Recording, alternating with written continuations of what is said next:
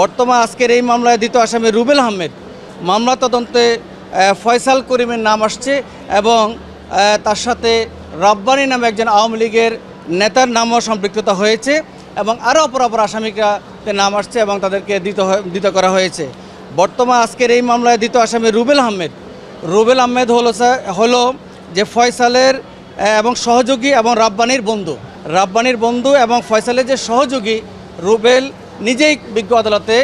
নিজে স্বীকার করেছে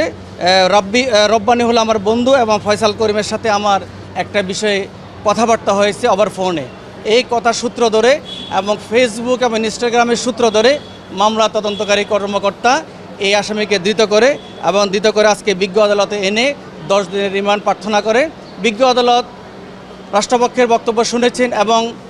আসামি পক্ষের কোনো আইনজীবী না থাকায় আসামির মুখের বক্তব্য শুনে মামলা সঠিক তদন্ত এবং এর পিছনে কারা কারসাজি করেছে, কারা জড়িত রয়েছে, কারা অর্থ দিয়েছে অথবা নিজেদের মধ্যে এবং কোনো গভীর ষড়যন্ত্র আছে কিনা অথবা বাইরের কোনো ষড়যন্ত্র আছে কিনা বিস্তারিত তথ্য উদ্ঘাটন করার জন্য 10 দিনের মধ্যে 6 দিনের রিমান্ড মঞ্জুর করেন।